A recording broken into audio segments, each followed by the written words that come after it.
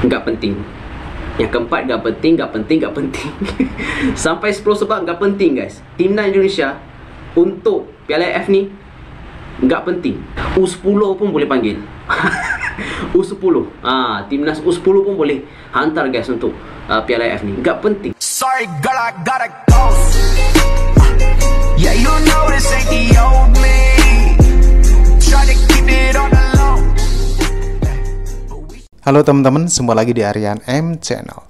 Oke, buat teman-teman yang klik video ini seperti biasanya, saya harapkan mudah-mudahan teman-teman masih dalam kondisi sehat walafiat, dan jangan lupa dukung dengan cara like juga subscribe. Baik, di kesempatan kali ini saya mau reaksi sebuah video dengan judul Gila Malaysia Pamer Harga Pemain. Oke, seperti apa videonya? Sebelum kita berkomentar, kita akan lihat dulu.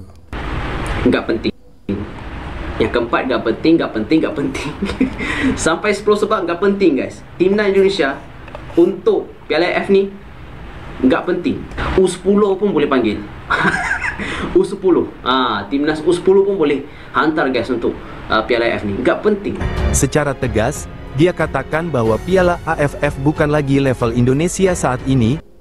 Guna mengarungi Piala AFF September mendatang, Timnas Malaysia sesumbar akan menurunkan skuad terbaik Malaysia untuk mencapai target mereka menjadi Raja ASEAN yang sangat disegani dan dihormati.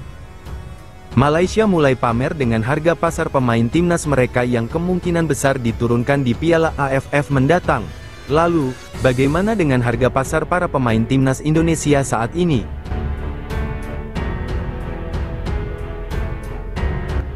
Lima pemain bola sepak Malaysia paling mahal. Yang nombor 5 tu ramai tak sangka. Nak tahu siapa? Tonton video ni sampai habis. Yang pertama adalah Arif Aiman dari Johor Darul Takzim dengan tanda harga sebanyak RM2.27 juta. Pemain paling bernilai anugerah bola sepak kebangsaan 2 kali berturut-turut ini memulakan karier profesional beliau pada tahun 2020, dan Aiman kini telah berjaya menjaringkan 25 gol dan 42 assist dalam 105 perlawanan. Pemain kedua adalah Matthew Davis juga dari Johor Darul Takzim dengan tanda harga sebanyak 2.02 juta. Pemain bek kanan JDT ini merupakan pemain berdarah kacukan Malaysia Australia dan mula bermain bersama JDT pada tahun 2020. Meskipun bermain sebagai pemain pertahanan, namun Matt tidak pernah dilayangkan kad merah atau kad kuning kedua sepanjang karier beliau, iaitu 187 perlawanan. Yang ketiga adalah pemain Selangor, iaitu Faisal Halim dengan tanda harga RM1.89 juta. Pemain yang mesra disapa dengan gelaran Mickey ini sangat lincah dan begitu bijak melarikan diri daripada pertahanan lawan. Di tangga keempat adalah seorang lagi pertahanan JDT, iaitu Lavier Corbin Ong dengan tanda harga RM1.76 juta. Corbin mula bermain di Liga Malaysia pada tahun 2017 selepas diumumkan JDT dan kini merupakan pemain pertahanan kiri terbaik yang pernah dimiliki oleh Malaysia. Dan yang terakhir adalah pemain yang paling tidak dijangka. Tetapi sebelum itu, apa kata korang share dulu video ni dan jangan lupa komen di bawah. Pemain tersebut adalah Afiq Fazai yang merupakan pemain tengah pasukan JDT dengan tanda harga RM1.63 juta. Beraksi cemerlang di Liga Singapura bersama Harimau Muda B, Afiq terus disambar oleh JDT pada tahun 2016 dan hingga kini masih setia bersama pasukan Harimau Selatan tersebut. Itu dia 5 pemain bola sepak Malaysia paling mahal. Komen di bawah sekiranya anda suka video ini dan jangan lupa like dan juga share. Ternyata pemain Malaysia termahal saat ini adalah Arif Aiman dengan nilai pasar sebesar 2,27 juta ringgit, dan bila dirupiahkan berkisar 7 miliar rupiah. 7 miliar itu ya, adalah pemain Malaysia yang termahal sekarang mahal ya. di Malaysia. Bukan bermaksud sombong. Mari kita lihat nilai harga pemain timnas Indonesia saat ini dan kita akan bandingkan apakah masih layak player timnas inti Indonesia ini turun di Piala AFF.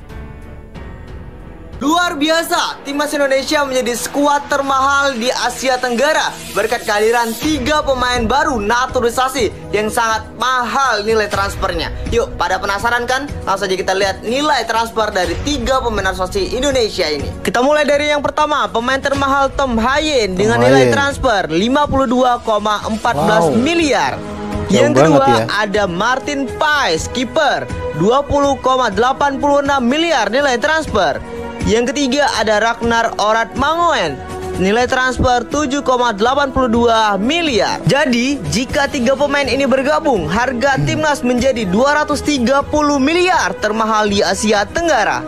Guys, saya mau FYI saja. Ini keberhasilan J-Itses membawa Venezia lolos promosi ke Serie A. Tentunya harga pasar J-Itses juga melambung naik. Dia pada bulan Maret lalu ada di angka 24 miliar. Namun per bulan Juni ini dia sudah naik ke 43 miliar ya. Wah, ini sangat luar biasa J-Itses. Harga pasar mulai meningkat. Dan tentunya ini setara dengan kualitasnya yang juga tampil baik, juga tampil bagus bersama Venezia. Ya, memang pemain ini bukan kaleng-kaleng, pemain bagus.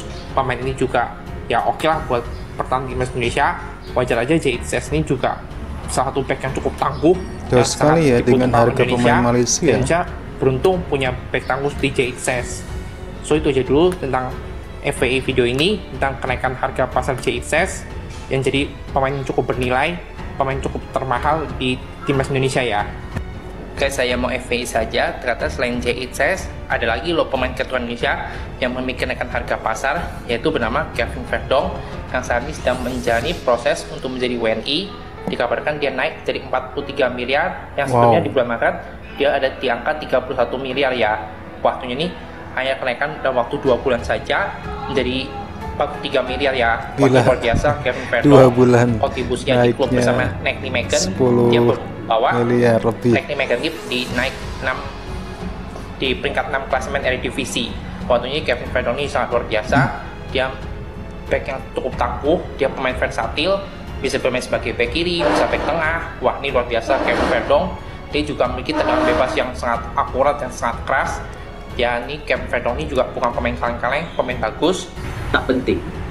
Sejujurnya lah bagi aku sendiri yang lihat untuk timnas Indonesia ni dekat Piala AFF tak penting. Sebab bagi aku untuk timnas Indonesia bermain di Piala AFF tu macam nothing. Macam nothing. Tak penting. Tak penting untuk timnas Indonesia untuk fokuskan Piala AFF. Better he just fokus untuk putaran ketiga untuk kelihatan Piala Dunia dan Piala Asia di projek, dan fokuskan untuk pemain muda aja guys. Dan tak penting pun Piala AFF ni bukan dapat point ranking. Yang pertama guys, aku bagi sebab ya. Yang pertama guys, point ranking. Tak masuk ranking pun. Kalau kita lihatkan untuk AF ni, ranking FIFA nggak ada. Tak ada point. Tak ada point. It's nothing. Yang kedua guys, iaitu menyusahkan pemain-pemain abroad kita guys. Contohnya yang Nathan main di Swansea, susah guys mau datang. Lagi-lagi Elkan, siapa lagi guys, Ragnar, Rafael, ya pemain-pemain kita yang bermain di luar negeri itu susah guys mau datang untuk main AF ni. Susah guys, penat. Dan lagi satu penat. Yang ketiga guys adalah nggak penting. Yang keempat, nggak penting. Sampai 10 sebab nggak penting guys. Timnas Indonesia untuk Piala AFF ni nggak penting. Piala AFF ni nggak penting. Dan kerana bagi aku better kita hantar pemain muda aja guys. Pemain muda macam timnas U23, U20, U16, U10 pun boleh panggil. U10, timnas U10 pun boleh hantar guys untuk Piala AFF ni. Nggak penting. Sebab apa guys bagi aku? Yalah, Piala AFF ni just piala untuk kita menguji pemain-pemain muda, pemain-pemain lokal itu kan. And bagi aku tak penting guys. Sorry guys, rambut aku ni kadang dia macam tu guys. Nak kena betul-betul kan gini. Walau bagaimanapun aku mengharapkan timnas Indonesia boleh buat yang terbaik untuk putaran ketiga untuk kelaikan Piala Dunia. Yalah, Piala AFF ni mungkin just kita lihat uji coba untuk pemain lokal, pemain muda, atau pemain-pemain yang kita bisa katakan adalah pemain-pemain yang untuk kita lihat untuk timnas senior Indonesia ni. Kita boleh jumpa pemain macam seperti Jens Raven. Siapa tu guys yang pemain-pemain keturunan yang baru-baru yang dipanggil tu, yang muda-muda, timnas U20 yang bermain di liga, yang bermain di kejohanan tournament di France tu, apa nama guys? Tournament de France tu. Di France, di Perancis tu kan. Boleh panggil guys timnas U20 untuk persiapan mereka untuk Piala Asia nanti, U23 untuk perancangan untuk Indonesia punya timnas itu boleh dihantarkan untuk Piala AFF ni. Bukan penting pun, bukan dapat point ranking. Enggak ada point ranking pun. Menyusahkan timnas Indonesia aja guys kalau kita guna full squad itu kan, full squad. Dan bagi aku itu adalah bagus untuk tim ini. Dan Pak Erick Thohir pun sudah katakan mereka akan buat 2 tim. 2 tim, iaitu satu tim untuk World Cup, satu lagi tim untuk Piala AFF ni, tim lokal dibarisi dengan pemain Liga 1 Indonesia dan pemain lokal dan timnas U20 dan U16. Dan aku dengar ada ada berita yang terbaru, mereka mahu membuat Lamine Yamal versi Indonesia. Mananya akan ada pemain usia 16 tahun bahkan bermain untuk Piala AFF nanti. InsyaAllah guys, kita nak lihat untuk timnas Indonesia ni berkembang lebih jauh, dan aku mengharapkan timnas Indonesia ni boleh menjadi salah satu pasukan yang terbaik di rantau ASEAN dan mewakili ASEAN ni pergi lebih jauh. Dan aku respect dengan timnas Indonesia, and kita satu rumpun guys, kita respect di antara satu sama lain, dan aku mengharapkan adalah timnas Indonesia untuk buat yang terbaik untuk kejuanan untuk Piala AFF ni.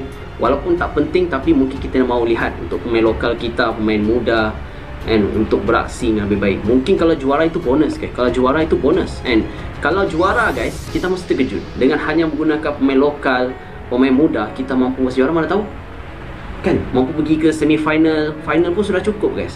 Karena bagi aku, Indonesia ni punya banyak pemain-pemain bagus, pemain-pemain yang terbaik, dan aku rasa tidak salah guys untuk timnas Indonesia untuk hantar pemain muda, pemain lokal kita yang kita nggak pernah lihat itu kan, dan mungkin boleh tampil lebih baik untuk dekat Piala AFF nanti.